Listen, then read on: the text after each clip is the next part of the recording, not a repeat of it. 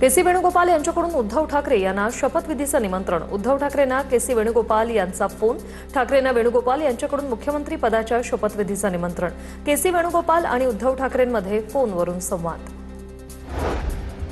Delhi special सेलच्या तपासात मुंबईत दहशतवादी हल्ल्याचा कट उघड झाल्याचा दावा। वांद्र्यातील गरीबनगर अतिक्रमण कारवाईचा बदला घेण्यासाठी हल्ल्याचं नियोजन केल्याचा तपास यंत्रणांना संशय। पोलीस कर्मचारी, सुरक्षा यंत्रणा आणि काही महत्त्वाची ठिकाणं लक्षावर असल्याची माहिती। पुणे विमानतळावरील विमानात बॉम्ब ठेवल्याची धमकी।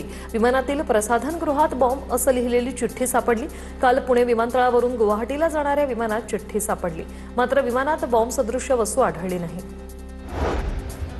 छत्रपती संभाजीनगरच्या वाळूज परिसरात एनआयएची मोठी कारवाई। यूपीचा रहिवासी असलेल्या 23 वर्षाच्या तरुणाला ताब्यात घेतलं। दहशतवादी शहजाद भट्टीच्या संपर्कात असल्याचा संशय।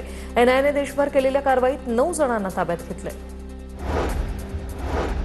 ईडीचे विशेष डायरेक्टर सत्यव्रत कुमार यांची स्वेच्छानिवृत्ती। 11 वर्ष शिल्लक असताना सत्यव्रत कुमार यांची स्वेच्छानिवृत्ती। अचानक स्वेच्छानिवृत्ती घेण्याचं कारण मात्र अस्पष्ट।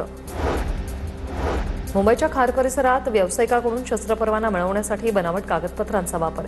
36 वर्षीय आरोपीला खार पोलिसांकडून अटक। आरोपीने इतर कुणाला शस्त्र परवाना मिळवून दिला याचा शोध सुरू।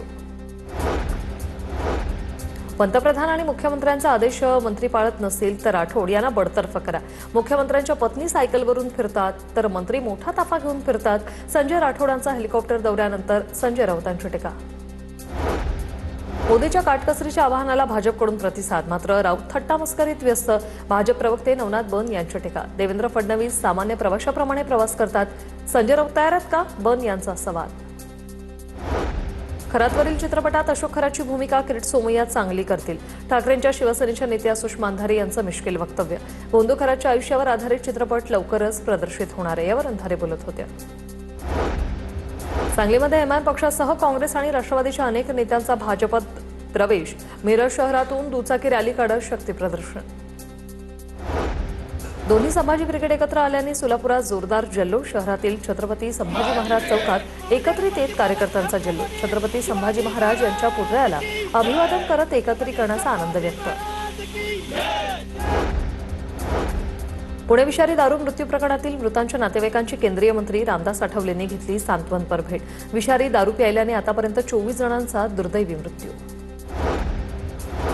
लोक मेले नसते तर दारूचे अड्डे बघितले असते का, असा सवाल ठाकरेंचे नेते अंबादास दानवे यांनी उपस्थित केलाय।